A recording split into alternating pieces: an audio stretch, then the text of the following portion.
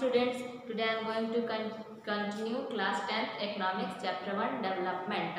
In the last video we learned about developed country and underdeveloped country. कि developed country कौन सा है, under developed country कौन सा है. तो हम लोग निकाले थे कि जिस कंट्री का एवरेज इनकम ज़्यादा है वो डेवलप्ड और जिसका एवरेज इनकम कम है वो अंडर डेवलप्ड है. एवरेज इनकम निकाले थे हम लोग कि टोटल इनकम जितना भी कंट्रीज का टोटल इनकम है उसको डिवाइड किए थे उसके टोटल पॉपुलेशन से, तो उससे हमारा आता है एवरेज इनकम. तो अब इसमें वर्ल्ड डेवलपमेंट रिपोर्ट क्या कहती है. वर्ल्ड डेवलपमेंट रिपोर्ट जो कि वर्ल्ड बैंक पब्लिश करता है. वर्ल्ड बैंक इस वर्ल्ड डेवलपमेंट रिपोर्ट को पब्लिश करता है. तो वो क्या कहती है इस पर. तो वर्ल्ड डेवलपमेंट रिपोर्ट के अकॉर्डिंग है कि रिच कंट्रीज वो है जिसका कि per capita income PCI per capita income US dollar 12,236 per annum जिसका है $12,236 पर एनम जिसका है वो रिच कंट्री है. और लोअर इनकम कंट्रीज वो है जिसका कि per capita income US dollar 10,005 है पर एनम, वो पुअर लो इनकम कंट्रीज में आती है. मीन्स की जो रिच कंट्रीज है जिनका कि $12,236 पर एनम से इनकम ज़्यादा है उनका वो आती है कि वो डेवलप्ड कंट्री, और जिनका कि $10,005 पर एनम है वो लोअर इनकम कंट्रीज है वो अंडर डेवलप्ड कंट्री है.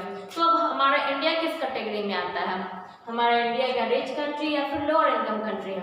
तो हमारा इंडिया जो है वो उसका पर कैपिटा इनकम है 1840 $1,840 पर एनम. इसका ये इनकम है पर ईयर का ये इतना इनकम है कि $1,840 हमारे यहाँ पे 1 ईयर में हमारे कंट्रीज में इनकम होती है. तो हमारा जो इंडिया है वो इस कैटेगरी में भी नहीं आ रहा है. इसका इनकम जो है इससे कम है 12,236 से ये इनकम कम है, और ये इससे हमारा जो इनकम है वो ज़्यादा है. लोअर कंट्री से इसका जो इनकम है वो ज़्यादा है. तो इस तरह से हमारा जो इंडिया है वो लोअर मिडिल में आता है. मतलब कि मिडिल में आता है लेकिन मिडिल से नीचे. अगर सपोज करें ये हायर है ये लोअर है और ये मिडिल है, तो हमारा जो इंडिया है वो लोअर मिडिल में आता है. इसमें आता है मिडिल से नीचे लोअर से ऊपर में आता है. लोअर मिडिल कंट्री है हमारा जो इंडिया है वो लो मिडिल है. लो मिडिल में आता है हमारा इंडिया का ये इनकम, क्योंकि हमारा जो इनकम है ना इस कैटेगरी में है ना इस कैटेगरी में दोनों से अलग है, इसलिए हमारा इंडिया इस लोअर मिडिल कैटेगरी में आता है. और next topic is income and other criteria. कि इनकम जब हम इंडिविजुअली देखते हैं, जब हम किसी पर्सन का डेवलपमेंट देखते हैं तो उसमें हम क्या देखते हैं इनकम के साथ साथ कि हमारा इनकम भी ज़्यादा हो, उसके साथ साथ हमें इक्वल ट्रीटमेंट मिले, हमें डिस्क्रिमिनेशन फेस ना करना पड़े, हमें रिस्पेक्ट मिले, फैसिलिटीज़ मिले. तो इन सारी चीज़ों को हम देखते हैं तब हमारा डेवलपमेंट होता है. लेकिन जब हम एक कंट्री के डेवलपमेंट के बारे में सोचते हैं कि कंट्री का डेवलपमेंट क्या है, तब हम क्या केवल इनकम लेकर सोचते हैं. तो जिस तरह से हम अपने डेवलपमेंट के लिए केवल इनकम के साथ साथ अदर फैसिलिटीज़ को देखते हैं, अदर चीज़ों को देखते हैं, उसी तरह से हम किसी कंट्री के लिए भी केवल इनकम को डिनोट नहीं करते. केवल इनकम नहीं देखते कि उसका एवरेज इनकम कितना है, उसी से हम नहीं बता सकते कि कंट्री डेवलप्ड है या नहीं. उसके साथ साथ कुछ हम अदर फैसिलिटीज़ भी देखते हैं जो कि डिपेंड करता है उस पर कि हमारा कंट्री कितना डेवलप है.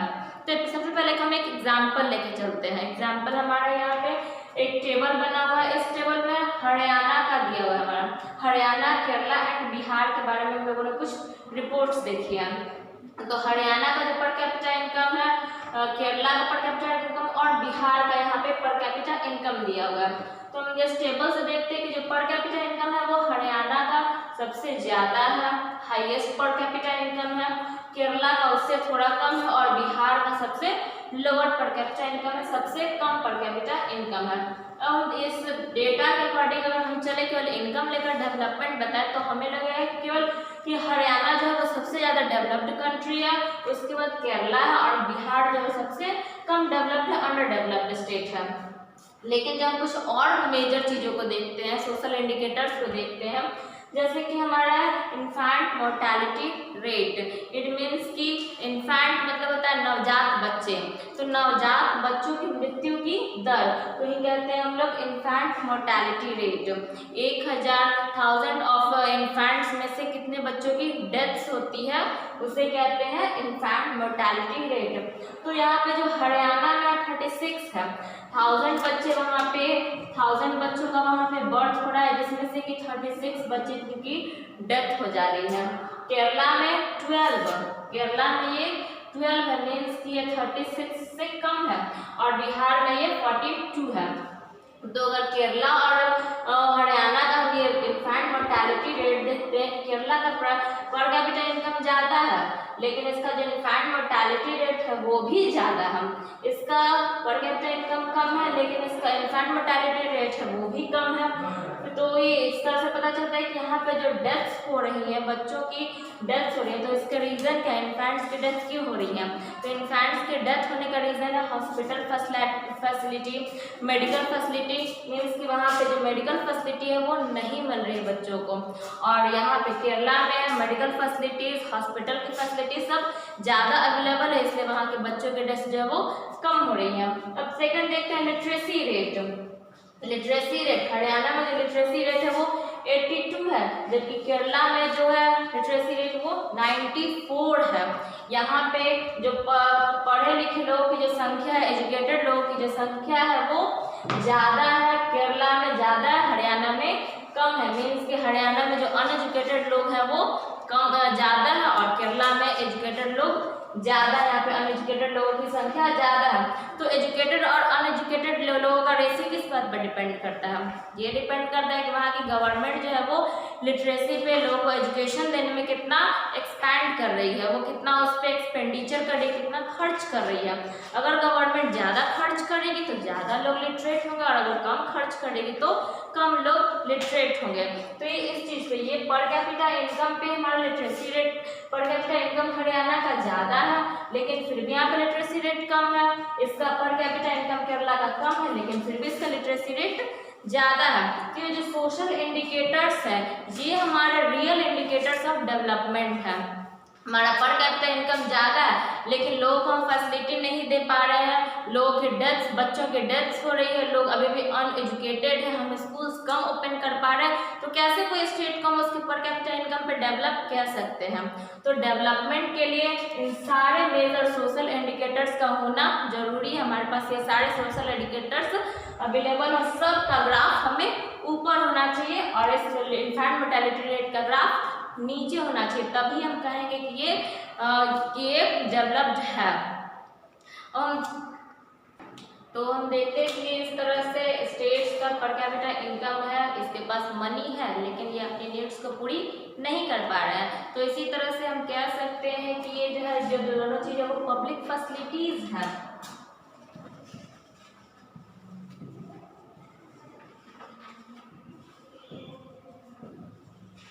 ये हमारा पब्लिक फैसिलिटीज है, ये इस बात पर डिपेंड नहीं करता है कि हमारे पास कितना इनकम है, मेरा इनकम ज़्यादा है, इनकम कम है।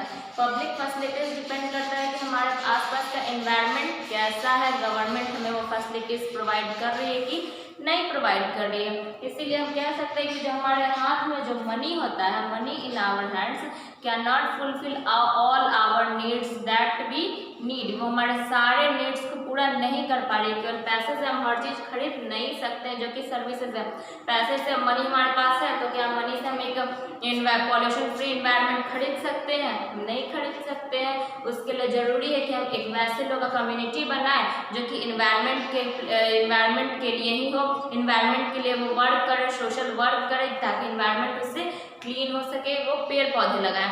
हमारे पास पैसे हैं, हमारे पास इनकम है, लेकिन हमारे आसपास का जो सराउंडिंग्स है उसमें लोग स्कूल जाना पसंद नहीं करते हैं, वहाँ के बच्चे स्कूल में जाना प्रेफर नहीं करते हैं, फिर गवर्नमेंट वहाँ पे स्कूल ओपन नहीं कर पा रही। तो क्या वैसे कंडीशन में हम पैसे लेकर, मनी लेकर हम स्कूल जा सकते हैं? हम मनी लेकर स्कूल नहीं जा सकते हैं। उसके लिए ज़रूरी है कि हमारे आसपास का जो इन्वायरमेंट हो वो वैसा बने, वहाँ के लोग स्कूल के लिए डेडिकेटेड हो, वो समझे कि स्कूल जाना ज़रूरी है।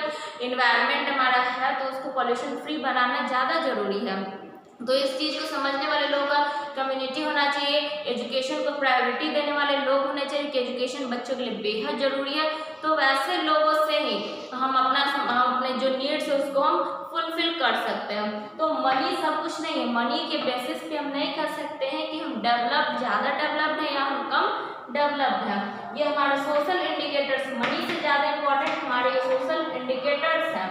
जैसे कि यहाँ पे हरियाणा में तो था इसका सबसे ज़्यादा पर कैपिटा इनकम है, लेकिन बाकी फैसिलिटीज इसके पास अवेलेबल नहीं है क्योंकि इसकी गवर्नमेंट जो है सारी चीज़ें प्रोवाइड नहीं कर रही है।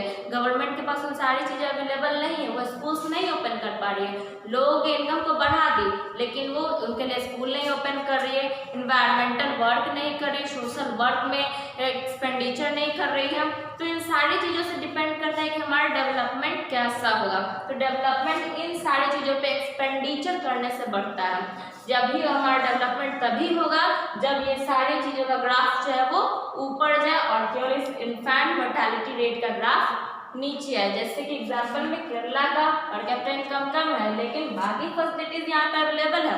गवर्नमेंट यहाँ पे हॉस्पिटल दे रही है, मेडिकल फैसिलिटीज दे रही है, यहाँ पे गवर्नमेंटल स्कूल ओपन कर रही है, लोग एजुकेशन के लिए प्रोत्साहित करें कि एजुकेशन मेन प्रायोरिटी है, सबको पढ़ा रही है। तो इसकी वजह से केरला जो है वो हरियाणा से ज़्यादा डेवलप्ड स्टेट है।